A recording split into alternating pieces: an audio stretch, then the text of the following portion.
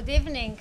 Now, since this morning, for our first day of the kickoff meeting of our two projects, Gem Diamond and Red Spinel, I have already welcomed to the Institute the members, the academic members of the two projects, the fellows of Gem Diamond project, and also now allow me to welcome also the members of the Red Spinel project, Red Spinel Horizon Europe project, and all the ULB colleagues who have joined us for this keynote lecture. This keynote lecture marks the beginning of our intellectual discussion on the topic of the two projects that I have the pleasure to coordinate, Gem Diamond, which is a joint PhD Marie Curie doctorate, which allows us to hire 16 fellows, and Red Spinel, which is an Horizon Europe project, which allows us as academics to conduct research on the topic of the growing dissensus over liberal democracy and the rule of law. Now, the topic which is at the core of our project is democracy and this growing dissensus, and we all know and we hear it very, very often that democracy is in decline, and the EU does not make an exception to this trend. How did we get here is already a question which has been addressed in different disciplines and also by different scholars. But with Red Spinel and Gem Diamonds, we argue that there are other facets of this growing dissensus which have remained unexplored, both theoretically and empirically. So with the two projects, Gem Diamond and Red Spinel, we set an interdisciplinary research agenda, and the aim of the project is to conceptualize dissensus, the mounting dissensus surrounding liberal democracy and the rule of law. First aim. Second aim is to unpack the role of the actors, and then third aim is to assess the impact of increased dissensus on the policy instruments of the European Union, meaning the EU's capacity to act in its internal policies, but also in external policies. So this is the aim of our kickoff meeting, is to collectively discuss the notion of dissensus that we put at the core of the project to convince the evaluators of the European Commission that our project is groundbreaking. Now we will see tomorrow if the concept was well chosen and if indeed this notion is a sign of groundbreaking contribution to the existing literature. And to this end, so in order to shed light on this concept that we put at the core of the project, we have the pleasure of welcoming Professor Michael Zürn, Director of the Research Unit on Transnational Conflicts and International Institutions at Social Science Research Center in Berlin, Director of the Scripts Project, and also Head of the Rule of Law Center also in Berlin. Professor Zürn is the author of many books, I won't mention them, and also many, many articles, which are a key reference for scholars in international relations and also EU studies. It was, I would say, rather natural for us to turn to Michael Zürn for this keynote session, for this opening lecture, for at least three reasons.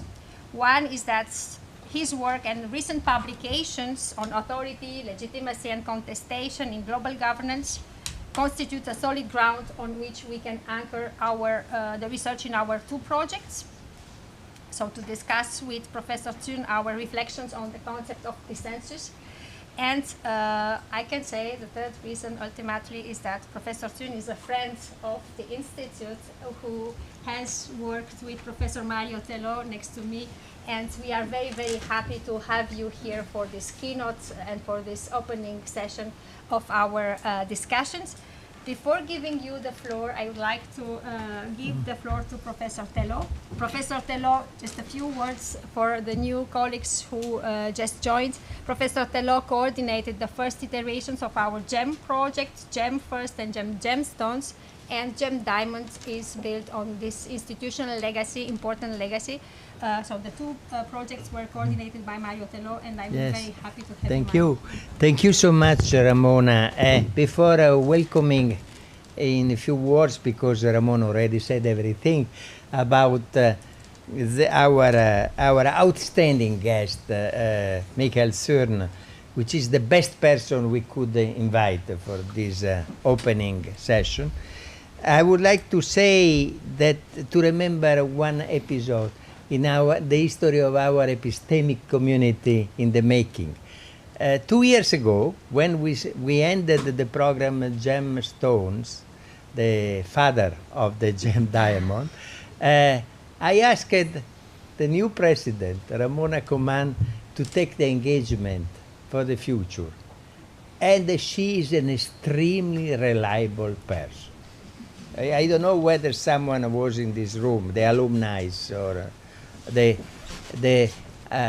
colleagues which I welcome very warmly. And she took three commitments publicly. And she kept the three. Number one, to save the life of the alumni community. And our alumni community is now counting about 60 PhD students, and we start today with 16 news.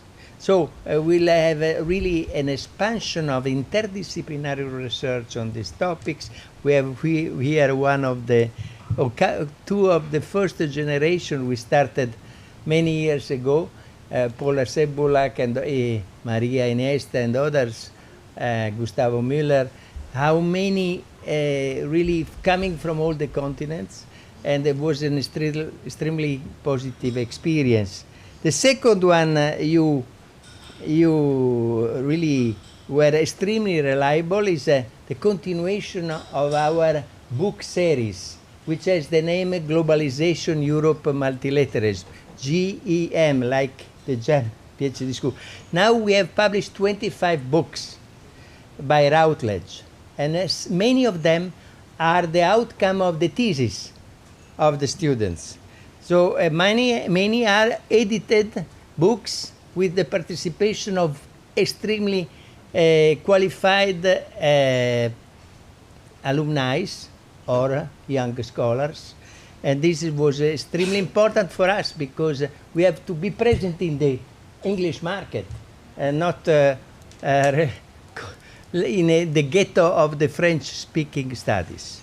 And number three, she laid intellectually, theoretically, and with the help of Frédéric Pugnart and the staff, in an administrative way, the applications, repeated applications for programs, and we obtained both the PhD program Gems Diamond and the research program Spinel. So we were so happy 2-3 years ago to have accumulated 15 million research funding from the European Commission. Now we are overcoming 22 million thanks to Ramona Coman. So she is extremely reliable, and we can count on Ramona for the future of this program. Don't continue like that, because if every 2 years you have new programs for 7 million, we will have a problem of staff and so on. So we have, one of the ideas was to invite Professor Michael Zürn. Michael Zürn is really, if I may say in a non-rhetorical definition, a classic reference for the program like this one, because he produced the famous reference book of 2018, Theory of Global Governance, among the dozen books he published. But this particularly, in my opinion, is a reference book analyzing success and failures of global governance. And particularly, he opened the studies about the democratic deficit of global governance, the legitimacy deficit. This was one of the key theses. It was so well convincing in both sides, the success and the shortcoming of global governance in the end of the last decade, that we invited him already, as Ramona said, twice at the Institute, at the Royal Academy of Science in Brussels, and his interventions are published in our book series with a big success in the public audience. So thank you very much, Michael, for being here. Your focus is our focus. So the discrepancy between the efficiency and the legitimacy deficit in global governance. Thank you so much for being here. It's an honor for us to have you here. Thank you.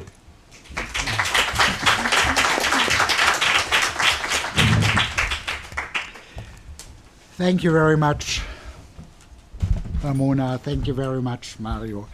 I mean, these are very flattering, touching words. And as you know, I mean, probably all of you, many of you have experienced that already. These kind of introductions are very nice to hear. But on the other hand, I mean, there's an other side of it. It creates expectations, right? and then you fear that you may fail given those expectations. But that was certainly not your intention. Therefore, I mean, a big thank you for this very kind introduction and for the invitation and for the possibility to speak here. I want to start out by congratulating to the launch of those two programs. I mean, this is an enormous success. Two in parallel and creating a sort of a community of this size, which creates the sort of energy and power that is needed to study those big questions. So I mean, this is just wonderful. And let me also add, I mean, those two names, Gem Diamond and Red Spinel, I mean, that is really cool. I mean, that is cool. We had a lot of debates about that. Yeah, my son, who at least part of his time spends in the digital world, I mean, he realized the first time that my world can be interesting as well when I told him about this invitation and about the names of those two programs. So, I mean, in that sense, I mean, this is really, really big. So, the theme you asked me to speak about is contestations of the liberal orders from the inside and from the outside. And indeed, I mean, mainly with a German Zürn book, but then now also with two articles. I focused in the last 1 or 2 years more on the inside, and that's in that sense. There are pieces of my work which are about the inside and pieces which are about the outside, and I'm trying in this talk now to bring it together. I will certainly fail if the standard is integration, but maybe I can bring the two parts, the inside and the outside part, in a way together that they speak at least to each other. That is one of the goals that I have here, and I start out with this sort of simple graph. It's based on Wiedem data about the democratic quality of political systems in the world and the share of democracies which have to overstep a certain level to be counted as democracies according to this Wiedem data. And we see here, at least at a second look, quite clearly that there's something going on. I mean, the sort of fundamental optimism of the Fukuyamas, Pinkers, and others, which essentially argued democracy is something of a secular, or is part of a secular modernization process, and in that sense, it is something which is actually, at least in the aggregate, not reversible. That has, of course, an enormous amount of support in this sort of graph, because essentially from the 1940s to 2010 or something like this, there is a permanent and extremely steep growth of the numbers of democracies and also in the quality of democracy, if you believe the Wiedem data that is from the University of Gothenburg, asking experts essentially, and I think on 78 indicators or something like this. And then they create different types of democracy, and the different lines here are for the different types. What is the major line is the electoral democracy, that is normatively the easiest one, but probably when we talk about democracy, we talk at least about something like liberal democracy in the terms of Wiedem. But independent of what type, you see the same development. It goes up for 70 or 80 years, extremely steep, and now there's a sort of a break.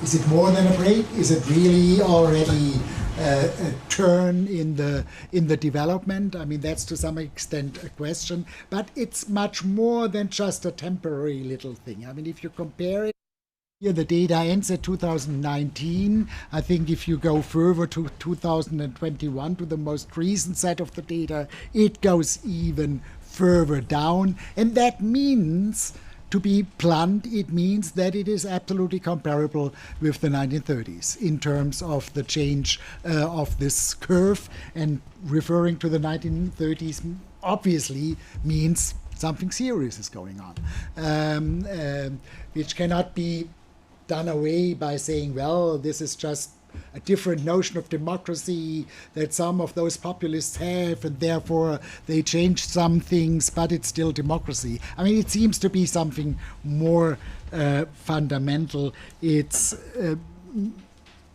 maybe not only democratic backsliding. There may be a sort of a turn. There may be something like democratic regression. In any case, it points to the other side of the coin. And the other side of the coin is a sort of a revival of authoritarianism. Because if there are not many alternatives in that respect to democracy, if you take those two basic terms in the study of political science, it's the two poles, and with the decline of democracy, you see also, in a sense, the rise of authoritarianism. And I personally would probably argue for this change in the development, for this revival of authoritarianism. There are good arguments to say the year 2001 is a sort of a turning point.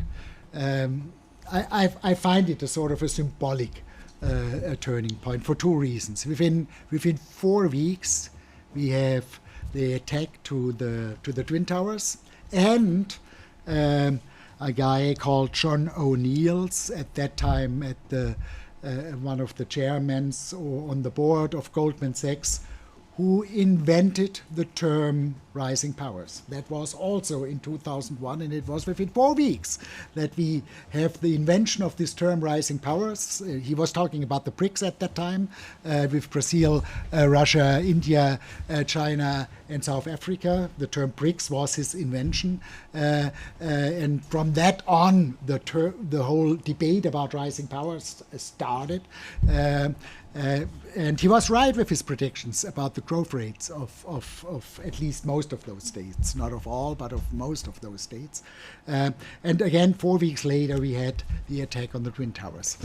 So, I mean, that is maybe, symbolically speaking, a sort of a turning point for two reasons, because other than expected at this time, this enormous growth, economic growth of China, did not lead to more liberalization and more democratization. It, at least in the last 5 years, essentially brought a complete decoupling from this old idea that if you have growth over time, you will democratize as well.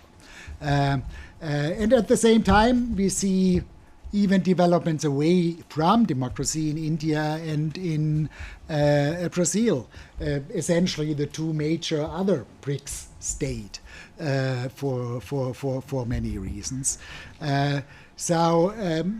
While one part of this prediction was right, the one about rising powers, it was not right, the sort of underlying belief that this will lead maybe not to full-scale established consolidated democracies as we know it, but to increasing liberalization. And at that time, China was still to some extent on this way.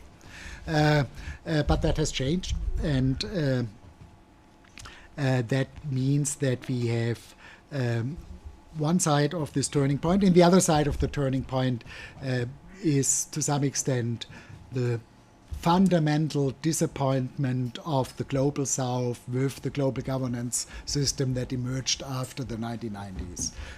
It brought many advantages to them, but they, from that point on, and especially on the basis of this intervention in Iraq, there was a growing sense in the global South that this is not a normatively based liberal order. It is a normative rhetoric in order to hide and mask the ongoing Western control of the global system. And that is, even if some of the politicians do not want to realize that, that is the underlying reason for the fact that many people do not vote with the West, even in the case of the Russian war against Ukraine. So 2001 may be a sort of a turning point, and now the first attempt to bring essentially the outside and the inside thing together, and it's only a sort of a starting point, and I take another sort of graph. I like those graphs, obviously, and that's the famous elephant curve of Branko-Milanovic. I deliberately took a very old version of it in order to go back when we have this turning point somehow between 2001 and 2010. And this is the real income growth of the world society between 1988 and 2008. It's not countries, it's the world as a whole. And on the right side, we have the richest people in the world, and on the left side, the poorest people in the world. And it's called elephant curve because, you see, it starts out with the tail in the sand, and then there is this bag which even has a height later on, and then it goes down, and the what's Russell? The trunk goes up again, right? and therefore it's this elephant curve. But the decisive thing here is two things.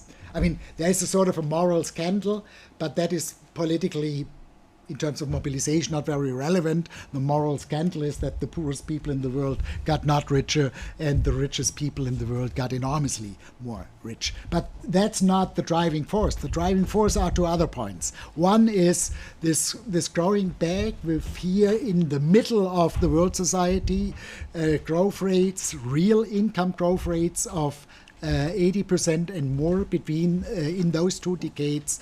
And this part of the world that we see here is essentially the middle class in Asia, especially in China. So we see an enormous economic success of an, as we know now, authoritarian regime that uses markets, but markets decoupled from democracy.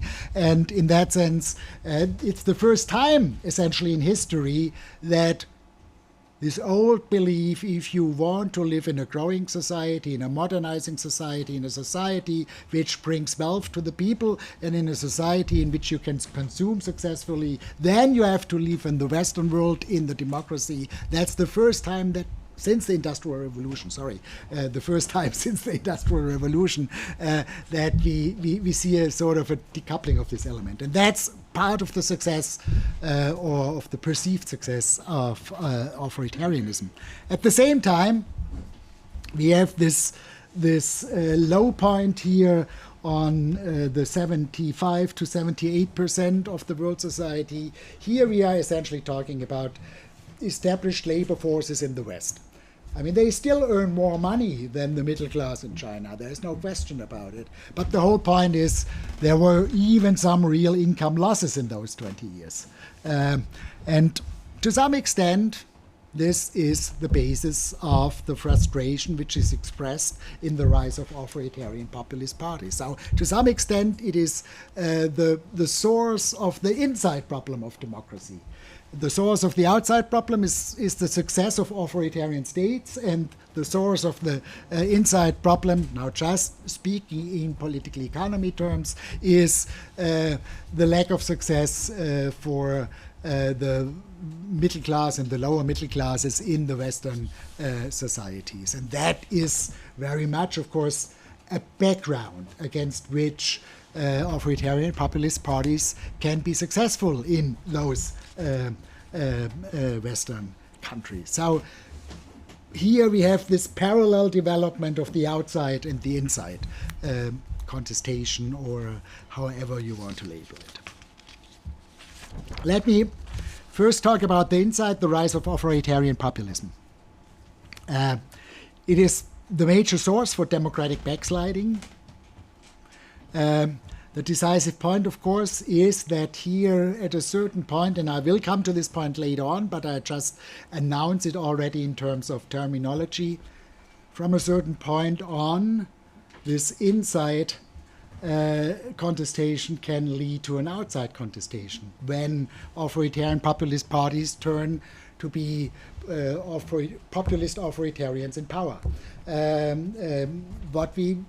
If you want to put it dramatically, what we currently see with this war in the Ukraine, because we shouldn't forget, also Vladimir Putin was elected in a more or less free election in the early 2000s. He did not control the political system at that time. That happened over the last 20 years with very much a nationalist ideology and a nationalist rhetoric that is not that much different from the rhetoric that we see now, for example, in Hungary. So he is the extreme case of showing that the inside challenge can lead to an outside challenge over time, when an authoritarian populist seizes power, party seizes power, and it turns the system around, and it turns the political system to a populist authoritarian system.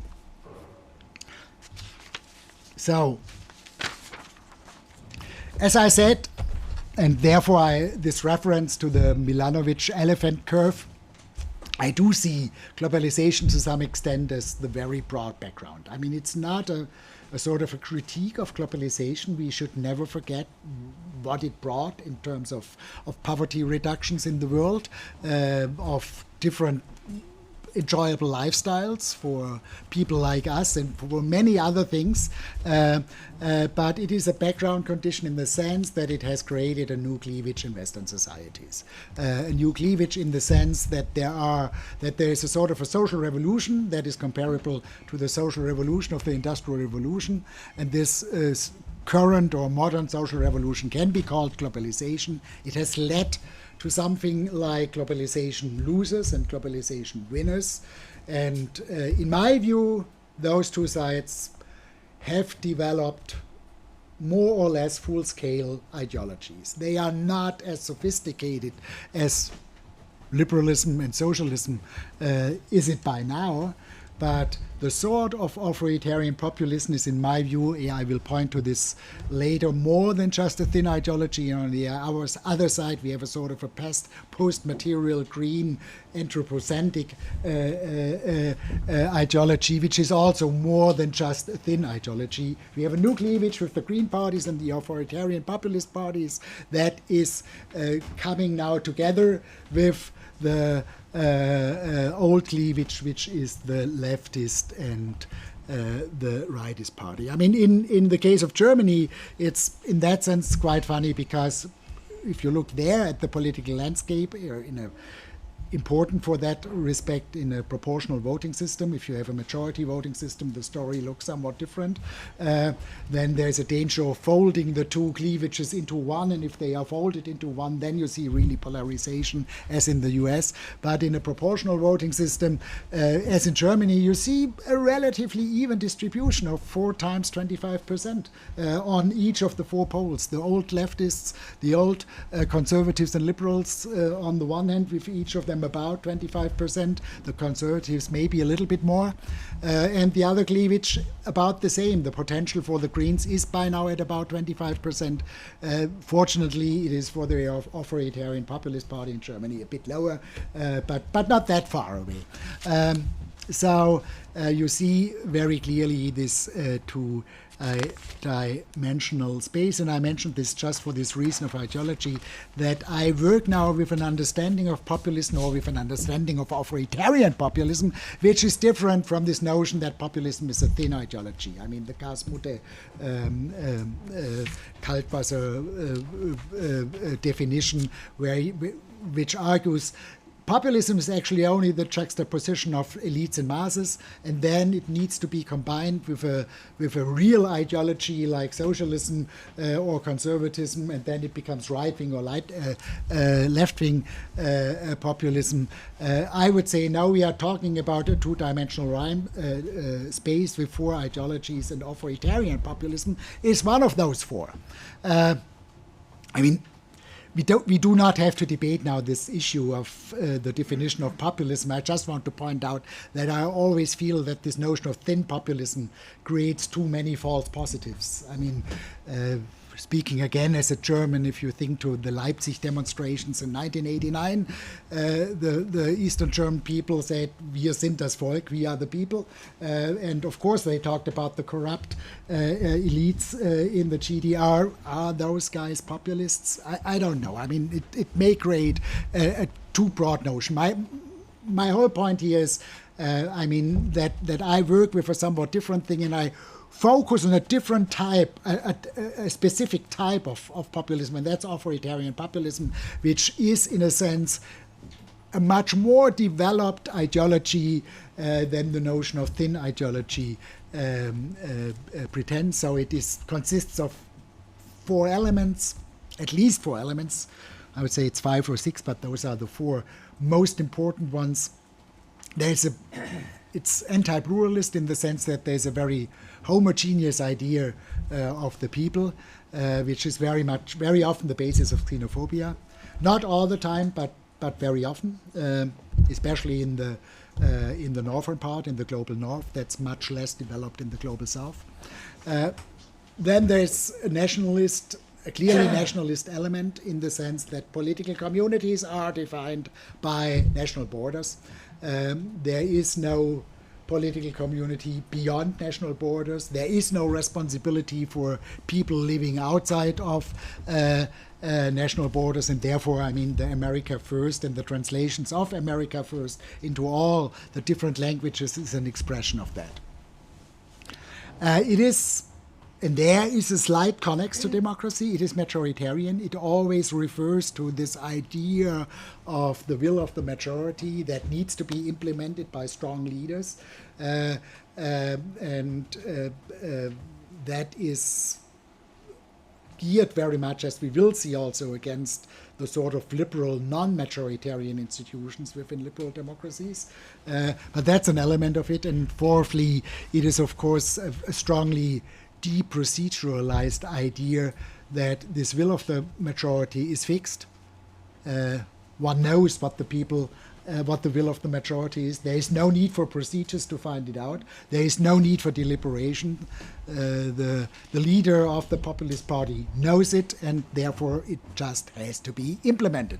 There was once this wonderful election poster by H.C. Strache saying very simply, he knows what the people want.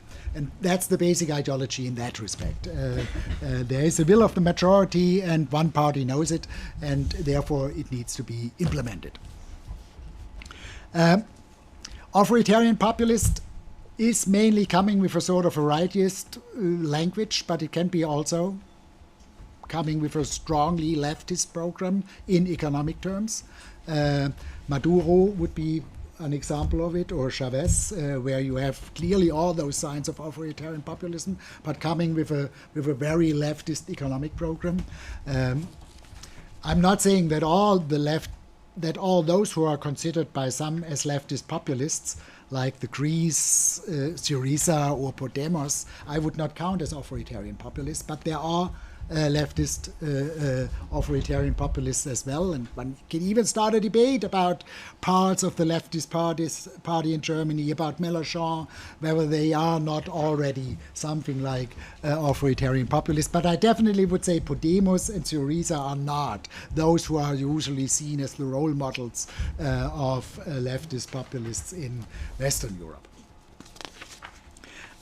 So there's a big debate, a long debate about the causes of authoritarian populism. Why did they rise?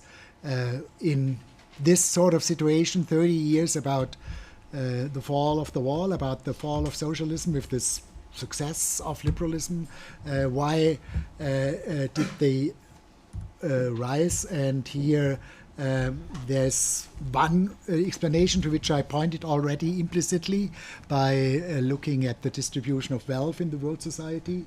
That is a sort of an inequality explanation. It is the growing inequality within Western societies as the explanation. I mean, I'm not denying that this plays a certain role. I'm just saying it cannot explain completely what is going on. There are too many things which just creates question marks about that. I mean, just think about the election in Sweden 2 weeks ago.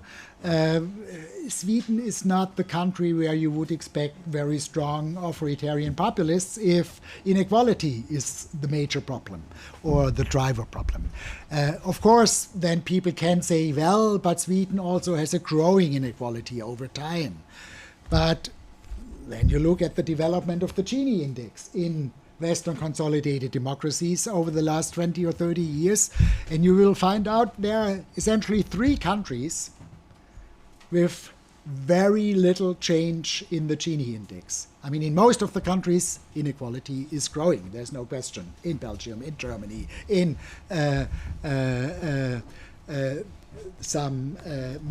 in UK, in the US, and in many other countries, also to a significant extent in the Scandinavian countries.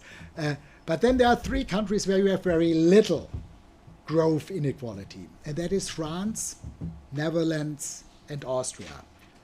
And that's fascinating. These are the 3 countries where the authoritarian populists started, where you had the first role models, the prototypes of authoritarian or of the new authoritarian populists, with Haider in Austria, with the Dutch movement, and of course in France with Le Pen, with the father of Marine Le Pen already in the 1980s. In that sense, also if you look to the development of inequality over time, there are questions. I mean, there's also the question why Poland, Hungary, and Turkey, clearly growing societies where you do not have this sense of stagnation of a significant part of the population. So it explains something, but not all. And the same is probably true for the cultural backlash explanation, which is in the literature sort of the major competitor, very much associated with people like Pippa Norris and Ronald Inglehart, arguing, well, I mean, there is such a strong liberalization and anti-discrimination process in the liberal democracies in the last 2 or 3 decades, a strong movement of essentially, in the end, questioning the role of the old white man, and therefore we have a sort of a cultural backlash movement. That's very much the argument of Norris, Inglehart, also pointing to generational issues, but reviving the old backlash theory of Lipset, who essentially argues that authoritarian populism was always the response to fast phases of liberalization of the American society. So Goldwater was the response to Kennedy and all that.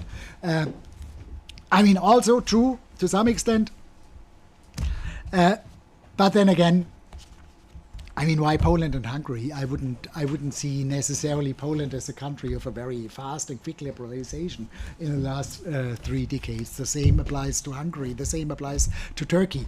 Why the commonality of all of those authoritarian populist parties, that they are so much anti-internationalist, that they so much anti-European and geared so much also against any international institution, in spite of the fact that the monetary fund certainly was not a forerunner of cultural liberalization. In that sense, also some questions. So I would like to emphasize a sort of a political explanation, and there I dare to read a longer quote by Robert Dahl, the famous American political democratic theorist, already in 1965. And the quote goes as well. The politics of compromise, adjustment, negotiation, bargaining, a politics carried on among professional and quasi-professional leaders who constitute only a small part of the total citizen body.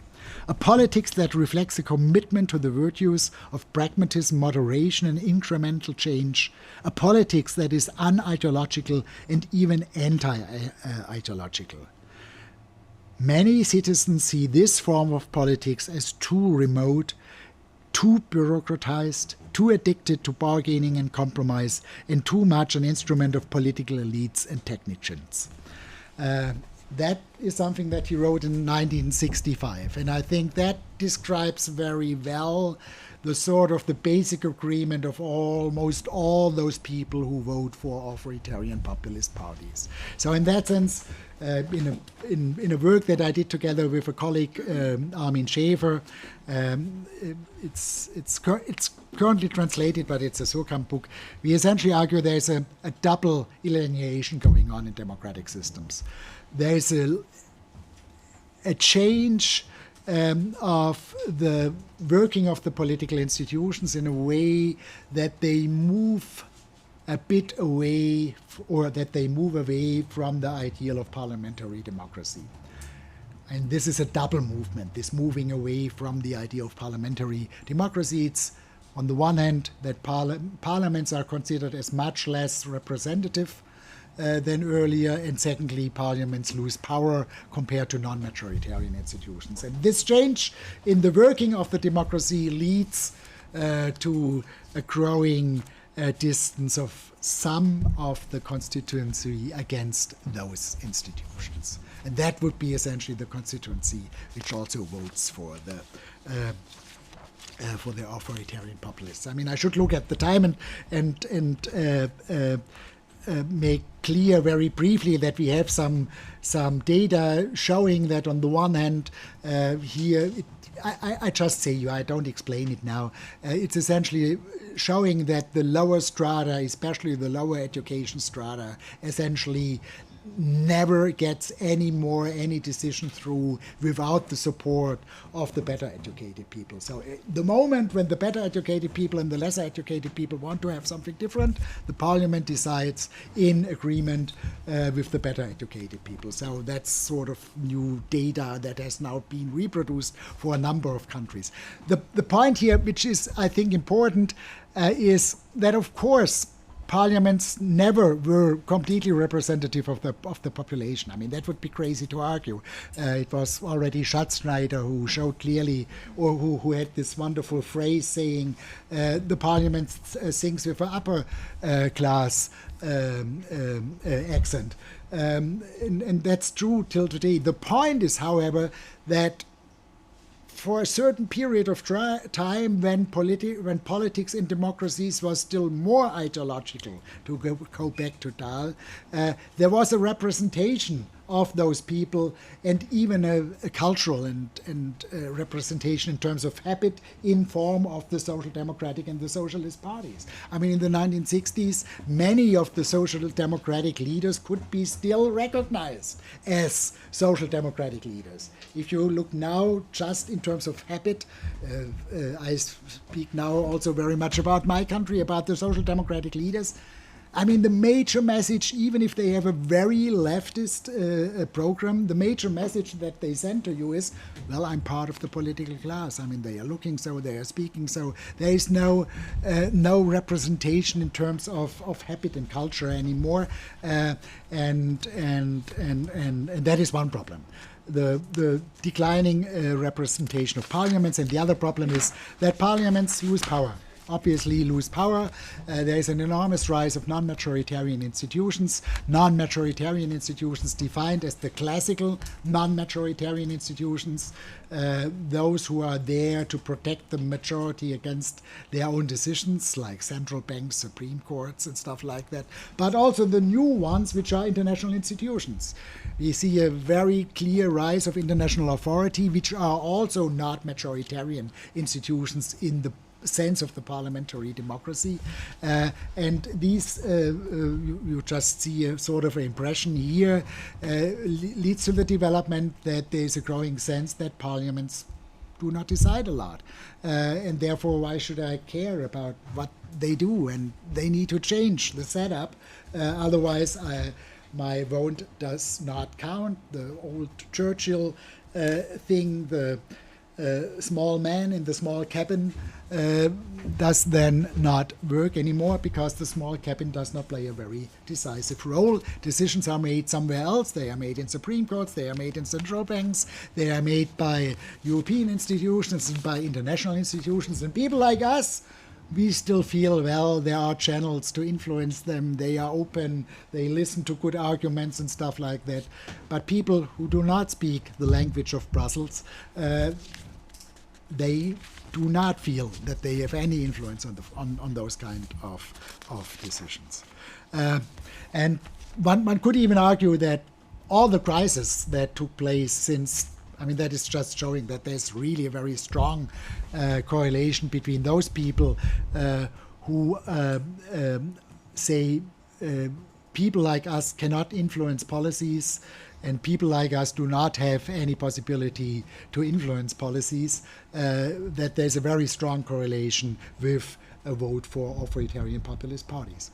And the argument probably is that this whole process has been accelerated to a significant extent by the crisis that we experienced since 2005, because all those crises work to some extent as a burning glass showing that parliaments are not anymore decisive, that it is non-majoritarian institutions, experts and so on, who decide. I mean, Corona, clearly the virologists played an enormous role in the financial crisis. The European Central Bank played, in the end, the decisive role. Even when there were political leaders who made decisive decisions, like maybe Merkel negotiating with Sarkozy, that was over the night here in Brussels, and then someone like Merkel flew back to Berlin and told the people there is no alternative. We have now to follow this compromise because that's the only way that we can go. So in that sense, I mean, those crises put this whole process of the alienation of the lesser educated people from the regular political process under a burning glass and showed it even more clearly. How much time do I have left? 10 minutes, I think. Okay, then I go quickly. It's high time that I go now to the outside. The outside of the story. I always push here the wrong button. As I said already, it's also the rise of authoritarianism. And there are general features of autocracies that are listed here, and on that basis you can create a very complicated typology of different types of authoritarian regimes. I don't do this, I just go on and say let's look at those types of authoritarian regimes, and we see very quickly that not all types of authoritarianism got stronger in the last 2 or 3 decades. It's not military regimes or military authoritarianism, probably not, certainly not. Socialist authoritarianism, also not. It's very much 2 things: technocratic authoritarianism, as I would label it, or technocratic bureaucratic authoritarianism, and populist authoritarianism. And the first one is, of course, one which is very much associated with China. But it's not only China. There are some other countries, Vietnam, Singapore, of course, who follow a similar pathway. It is very much driven by success, by output legitimacy. It is the war against poverty, creating wealth in those countries. It is also the success in managing crisis that is also seen here in this part of the world. I just saw a new Bertelsmann study saying that over 50% of the people below 25 believe that authoritarian regimes are more successfully in handling crisis than democracies. So, I mean, it is also this strong handling of crisis with China in the Corona crisis. Whether that is a good way or not, we can discuss here, but they present themselves as a good crisis manager in doing this, and therefore they get things done, and they, of course, serve, and you can feel this very clearly when you go to China. The Chinese pride is back, right? I mean, this horrible 100 years of humiliation are over. We are again in the game of the world's most important powers. And I mean, one could see essentially the Chinese model as a sort of there's a background condition of the complete control of the state apparatus coming from a sort of a socialist tradition, and it seems that this is the sort of the most successful adaptation to globalization of all of the authoritarian states. It's a sort of it was a sort of a permanent adaptation process, and in that sense, they were successful in adapting to this new environment, and in that sense created this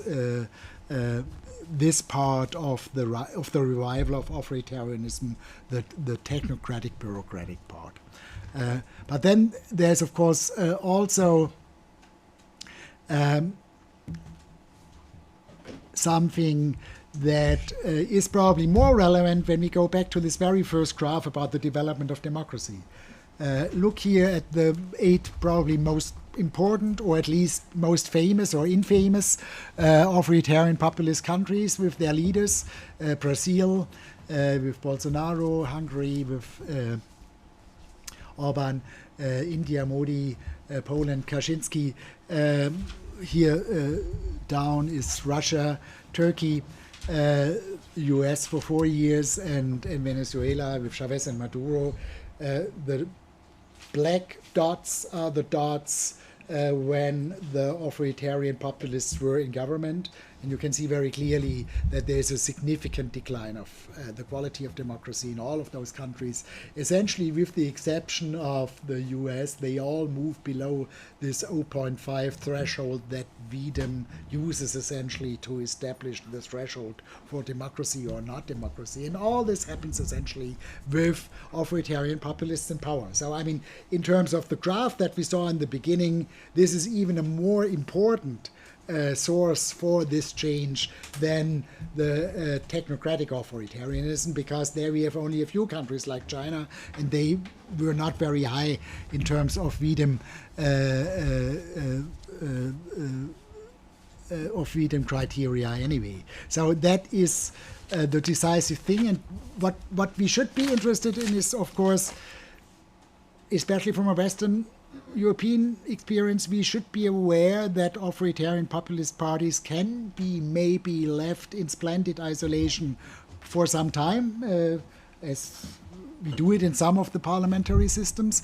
But when they are taking and seizing power, and there can be very specific circumstances, see Italy, see the US, then there is at least an attempt to undermine the democratic political system. That is not always successful. So far, Trump did not succeed in the US, but who knows what happens. But it is this menu of manipulation, as Schettler, I think, calls it, consists essentially of 3 things. I mean, it's control and manipulation of media. It is the streamlining or controlling of the judicial part of the political system, secondly, and the third element, and the latest usually, is disadvantaging and suppressing opposition. I mean, these are the three elements that they use, and in the most developed case, look to Hungary, look to Russia, you have it essentially on all 3 counts already very, very far developed. So the inside can turn to the outside, and when they turn to the outside, then they also work against democracies from the outside. Then it's not only an internal challenge by the authoritarian populist parties, but it also becomes an external one, because they use strategies in order to undermine democracies. I mean, showing growth and effectiveness is one thing. That's not something what we can complain about, but it's one of the mechanisms. Then there is this nationalism as a mobilization strategy, which is done by populist authoritarians and technocratic authoritarians. There is an attempt to change the liberal international order, the liberal international institutions, by both. There is an attempt to kill them and block them completely, mainly by the populist authoritarians, not so much by the technocratic authoritarians. There are disformation campaigns, also mainly by the populist authoritarians. There are, of course, the sort of authoritarian alliances that we just saw 2 months ago with the meeting of Xi Jinping and Putin. There is partnering with the Global South very strongly by China with the Silk Road, but similar efforts we see from Russia, for example, as well. We have threats and we have even war. Probably the argument that I make here boils down to the point that in the end of the day, it is the populist authoritarianism which is more. I mean, both try to undermine democracy, but the populist authoritarianism is the more war-prone one, mainly for 3 reasons.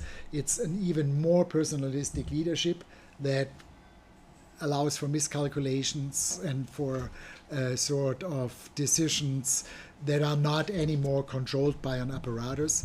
I mean, I'm not saying that Putin is irrational, but the expectations of this narrow leadership about the Ukrainian response, that they would just say yes, bad that the Russians are now in, but we accept it.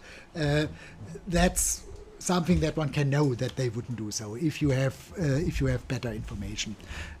The second reason is, of course, often lack of economic success by those populist authoritarians. Especially the longer they stay in power, the more they get economic problems, and economic decline often is a reason for being more war-prone than economic success. And of course, a stronger version of this nationalist ideology.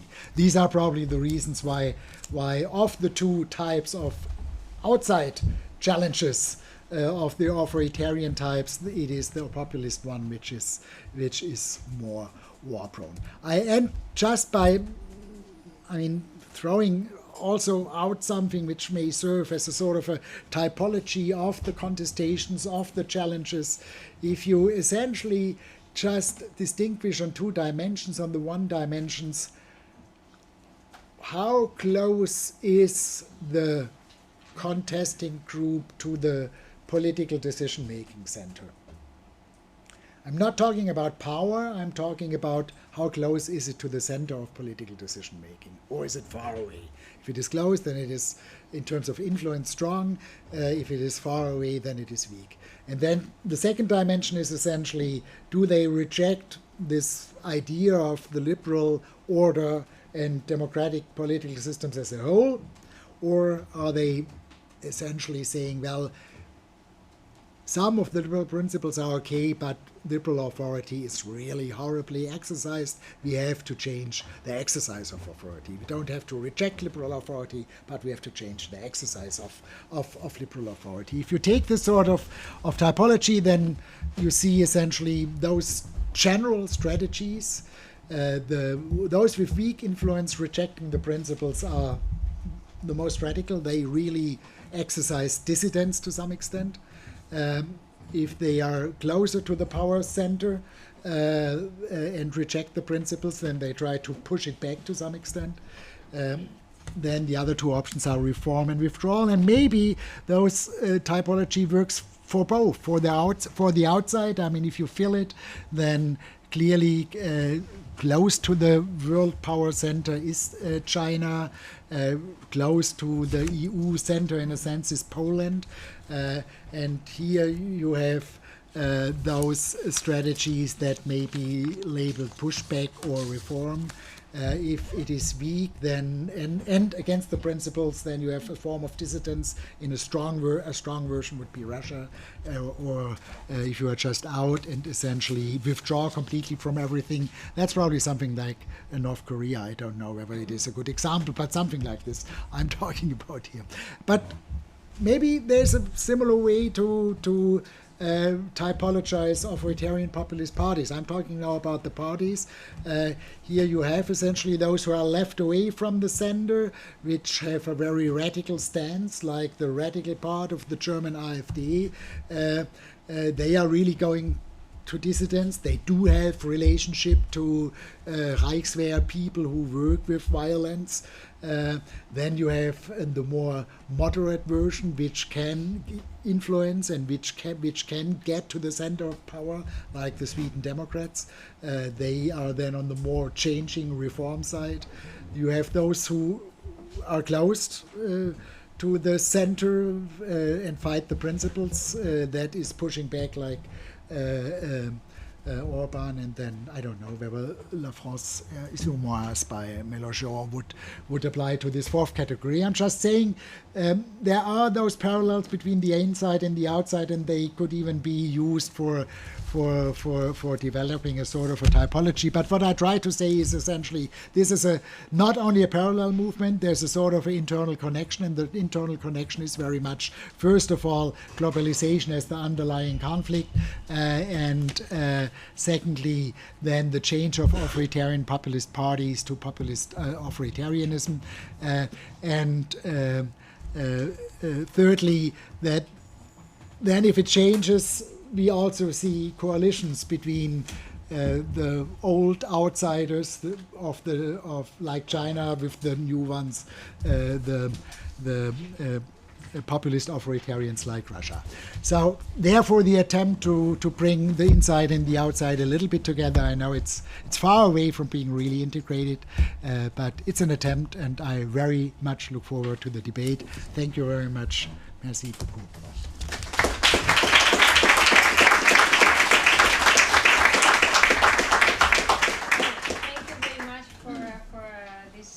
Covering so many aspects, all very relevant for our projects. I would underline 2 points which are of interest for me: this internal and external dimension, which is also a bit at the core of our projects. But I really liked the end of your presentation, the typology that you present, and the types of contestation and contesters inside and outside, and the distinction between principles and exercise. This is, I suppose we will have this conversation also tomorrow when we will discuss about dissensus and what is the difference between contestation and dissensus. I will tell more maybe tomorrow.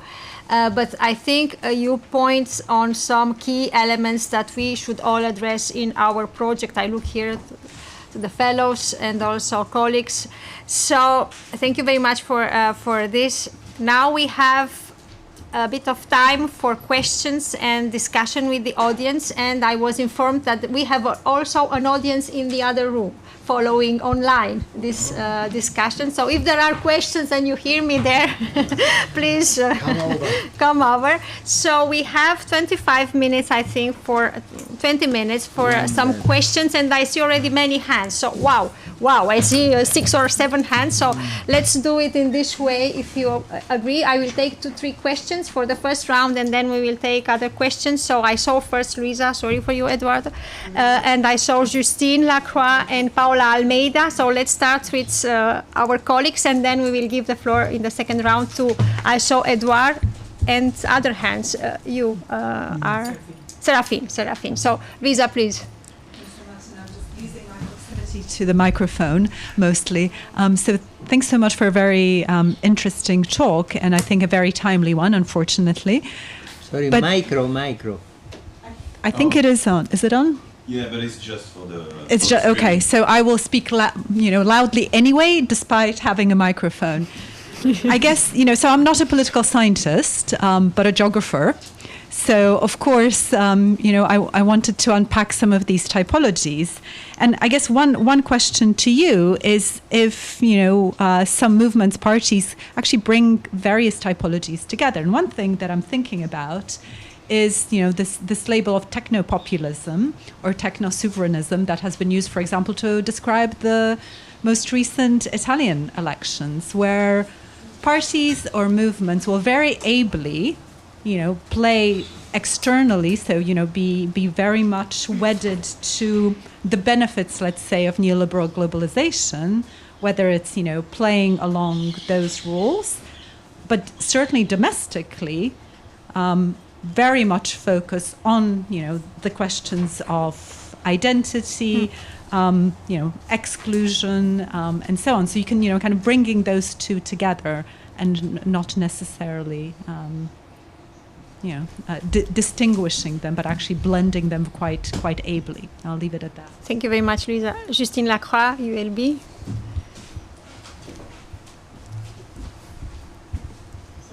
Thank you. It was fascinating. I've always felt quite uncomfortable with the concept of populism. I'm afraid I feel more uncomfortable than ever. So, why do you talk about populism about Russia, for example? About Russia. It's a despotic, a nationalist state. The power has been seized by a small elite. Why talk about populism? I wonder, with such a definition, should it be possible to talk about Hitler and Stalin as populists? So I'm afraid it leads to so many confusion, but we could also talk about an authoritarian elitism after all. So why do you continue to use this concept? Paola Almeida from Fundación Getúlio Vargas in Rio. Please, Paola. Well, thank you for this excellent presentation. I'm not a political scientist as well, but I work with international and EU law. But I would like to have more. I would like to hear you on how you would define or measure influence, as you were saying, in order to analyze the types of contestation, whether there is a strong or a weak rejection. Thank you very much. Thank you very much. Second round.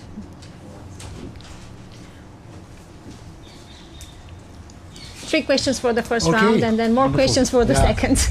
I mean, thanks a lot for those three questions, all right on target. Let me start out with technopopulism. I mean, you're essentially saying I made the distinction between technocratic authoritarianism and populist authoritarianism, and is not this case of technopopulism something which combines the two? The basis for the decision that I tried to make is very much about the mode of governing. I mean, how they govern their country. And there I would see differences between those guys who are built very much around a leader with a nationalist ideology, with always the talk that they speak for the people, and rooted in an electoral system, also leading to a sort of situation that they still do elections. That would be the populist authoritarian mode versus, let's say, the much more bureaucratic Chinese mode of governing. That especially the populist parties use certain technologies, use all the new media essentially as part of their campaigns and as part of their communication and manipulation campaigns, is absolutely right. So in that sense, many of those populists are technopopulists regarding the mode of their campaigning. The distinction between the technocratic and the authoritarian. Authoritarianism would be regarding the mode of governing, and therefore I use this. Influence. I absolutely agree. It's now very roughly used. We didn't work. I mean, it's out of an article that I did together with Tanja Bürzel for I/O, and in this typology, and there is no clear-cut measurement based on data that can be used for all the different levels of politics. It's also used essentially to describe different levels of politics, right? The national and the international one. But the basic idea is quite simple. How close are you, or how many votes do you have in the decision-making process? What weight do you have in the decision-making process? The more you have, the closer you are to the center, the more influence to the decision-making you have. And that is here the sort of distinction in that dimension. I mean, it's of course difficult when you already disliked the term before I used it, and now even more. I mean, in a sense, I think probably I made a step in your direction, therefore I'm surprised that you even dislike it more now, because I said, well, I mean, actually we are not talking about populism, about this thin ideology thing, but we are talking about a thick ideology which is authoritarian. So that's not that far away from your notion Russia is despotic. So I'm saying it's something very much more fundamental, but on the other hand, I would still argue, well, despotism is something else, because even Putin is essentially came to power in an electoral system. He still maintains the electoral system, which is a common feature of all populists, that elections and the reference to majority is very, very important. He has a clearly nationalist ideology. I mean, quite obvious right now, I would say. There is a clear decisionism and even a display of decisionism, in the sense that he talks now to the people and to his general, and now then he makes a decision. And the decisions are, by the way, all perfectly right. It's only the implementation which sometimes is problematic. In that sense, my argument is, I mean, it's very similar in those regarding those kind of features that you see now with someone like Orban, or that you even see with some of the authoritarian populist parties.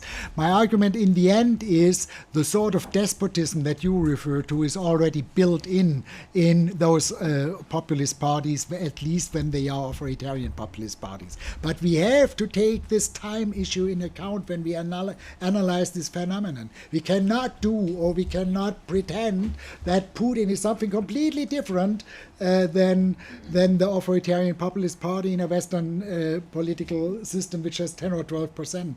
The argument essentially is, when they rise to power, they develop in a certain way. The sort of populist appeal gets weaker over time. You can be not fully populist when you are in power, obvious. You cannot essentially always argue against the elite when you are in power.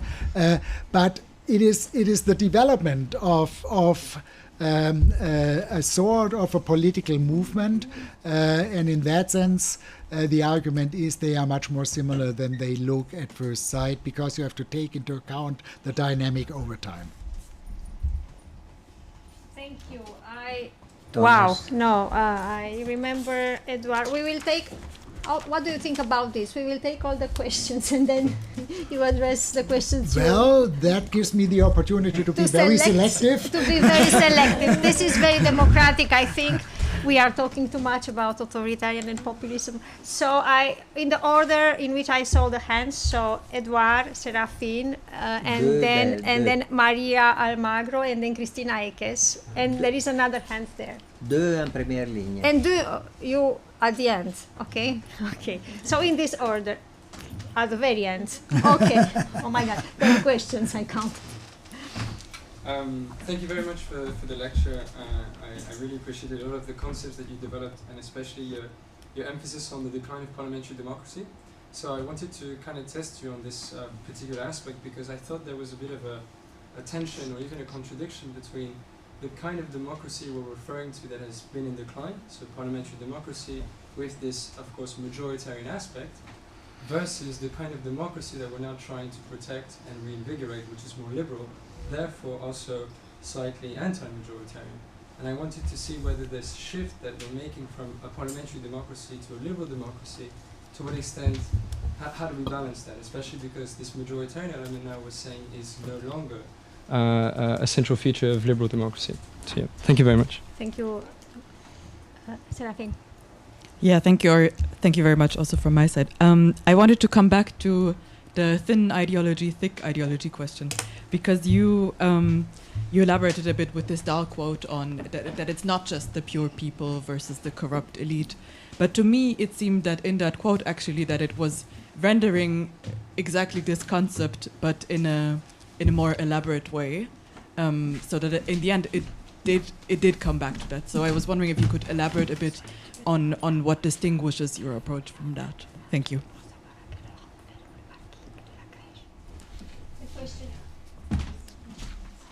Maria. Yeah, My question was very similar to your question, your excellent question. So I'm going to phrase it in a different way. And I wanted to ask you, who is afraid of the contestation of the liberal order? And also, on one of your assumptions that I also wanted to ask whether actually you said a lot of crises, a lot of recent crises are actually or had nothing to do with liberal democratic governments. But then, for example, the financial crisis, well, I remember very well, you know, the financial deregulation by the Clinton government. So if that's not actually a cause or a consequence, rather a consequence of liberal democracies, I don't know then what it is if the 2008 was not. Thank you, Maria. Christina Eikes, University of Amsterdam. Thank you. I have just, well, thank you for your talk. I very much enjoyed it. I have a question on internal dissensus, if you like. And my question relates to, you gave the judiciary like a prominent place, like media, judiciary and opposition are dismantled by authoritarians. And my question would be, couldn't you argue then that through internationalization and Europeanization, certain parts of the population are farther away from the center of power, so that these actually undermine everything that was... So it's not just that the parliament has things highbrow, but that also parliament has much less influence, because decisions are taken either at the EU level or at the international level, which strongly plays into the hands of the executive. So we cannot judicially challenge that, at least not in the domestic system very easily. So all the alternative mechanisms that separation of powers offers, through representative democracy in the legislature or court challenges, are actually, well, weakened, circumvented, have no power any longer. So isn't that fueling, if you like, in your chart that you had, stronger opposition, because it removes people from the center of power, removes channels of exercising power in this within democracies? Thomas Christiansen. Thank you. And Benedetta. Okay. Yes, my question is like about the fact that you said that there is a problem in populism, which is linked also to the fact that there is a hate, we can say, against the elite and the bureaucracy and the, I can say also, bureaucracy on one side. And I would like to ask, like, we always talk about what are the characteristics of like populism, authoritarianism, about what like we can see the similarities between different. But sometimes I ask myself, do you know what are like also the responsibilities of our liberal like system in of the increasing of this populism and authoritarianism? Because sometimes I'm asking myself, I can bring the example of Italy, that there is a lack also from the liberal democracies in understanding the problem of the people now. And so maybe there should be also a step by the liberal democracy to, I don't know, try to solve this problem. Thanks a lot, Michael. I mean, there's so much there. Two quick things. One is a little counterintuitive when you started by talking about the potential tipping point of the rise of democracy, but then you include North Korea and China in the end, which were never democracies in the first place. That's a bit counterintuitive. So I just want, I mean, it's of course tempting to include them and to say something about them, but they are quite different stories, aren't they? And somewhat leading on from what Sandra said, indeed, a lot of the problem of democracy is the shift to international or regional regulation. But there was also in your presentation, you had this graph where more and more powers are shifting towards the international level. But that makes me want to say that your binary choice between it's either democracy or authoritarianism is maybe a bit reductive, because there are other options. And there is, if you want, a form of technocratic government that we have in Europe, which is not necessarily authoritarian. I'm not saying it's good or bad, but I don't think what the Commission is doing is authoritarian. And so I don't think it's fair to say that it's a pure choice between those two. It's a more complex choice, I would say. Thank you, Thomas. And the three last questions. It's fine. The question was addressed. Okay. Well, 5 minutes, but we have also a panel tomorrow. Yeah, I mean, thank you for all of those points. I know. I mean, I probably was talking about too many things at the same time, and I should have maybe at one or the other point taken more time to develop the argument. I mean, basically, let me, in that sense, bring together, I think, at least 2 or 3 of the questions. Basically, I'm making the argument for the internal as well, the external or the inside or the outside challenge, a sort of an endogenous explanation. And the endogenous explanation is it is the features of the global governance system that has produced resistance to it, and it is the developments of democracies that is the political explanation in terms of being less democratic or differently democratic that has produced the rise of authoritarian populism. So, I mean, it's in no way an argument, there's the good democracy and now something comes from the outside. It's just the opposite. It's both, on both levels, it's an endogenous explanation. And in that sense, I'm not trying to say the democracy does not have any problems. I'm exactly making this sort of argument that you pointed to, that it is the change in the mode of democratic decision-making, the externalization of or the delegation of decision-making to international and European institutions, and also the increased delegation to traditional non-majoritarian institutions. They are also not the same. In the 1980s and 1990s, there were, I think, 77 reforms in the world in favor of strengthening Supreme Courts. There was not one constitutional change in favor of weakening Supreme Courts, similar to central banks. So, I mean, it is a parallel development of strengthening non-majoritarian institutions, and in that sense, taking away the source of influence of the small man in the small cabin, because the decision in the cabin is losing influence. That's exactly the argument.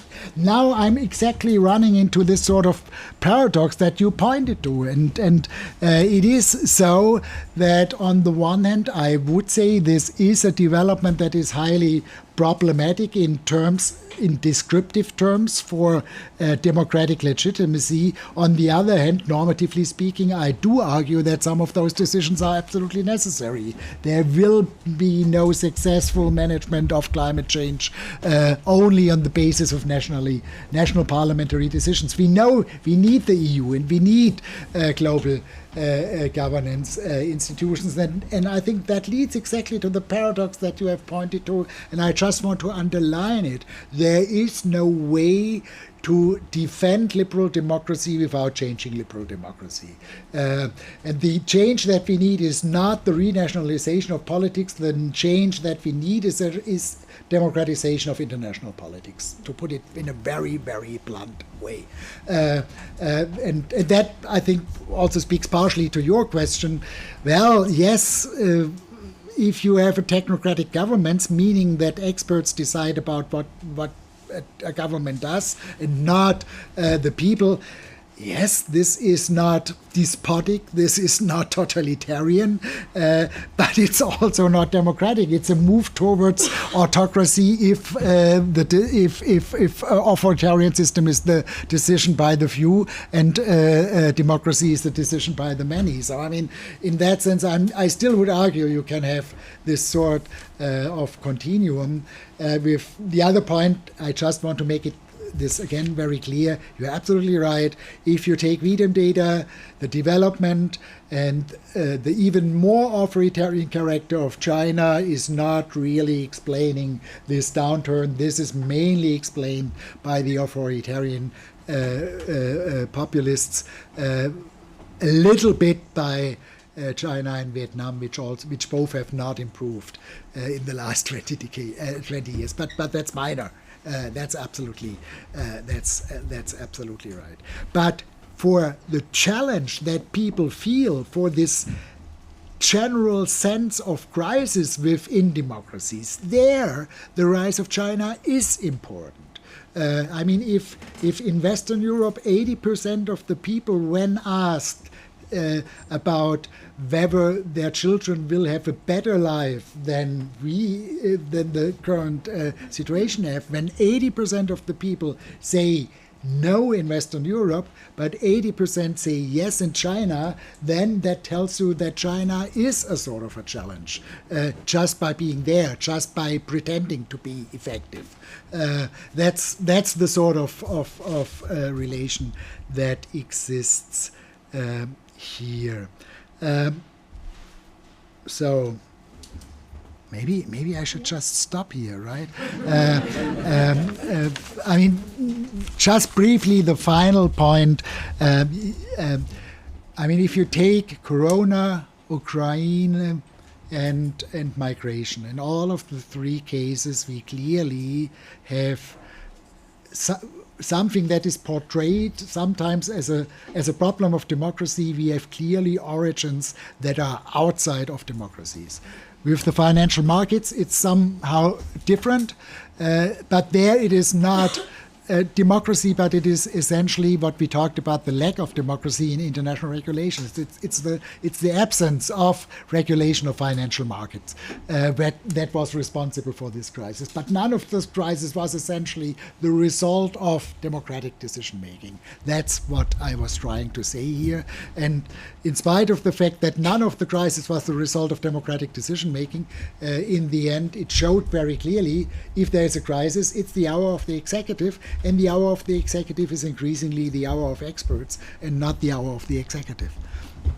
Thank you very, very much. This fascinating conversation with Michael Zürn shows that we have a lot of questions, so a lot of work in front of us, a lot of challenges, but I think a successful project is a project we start with many questions, so we are very happy to have the opportunity to exchange with you. The session will continue tomorrow, so this is, keep some of your questions for the morning session, and for the day tomorrow we will discuss dissensus, but I'm sure we will come back to some of the points which were addressed this evening by Michael Zürn.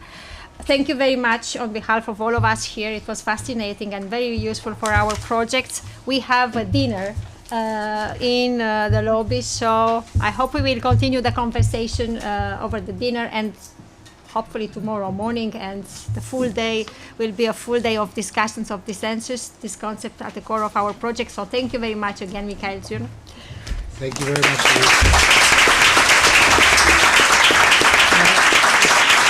C'est pas un overlapping.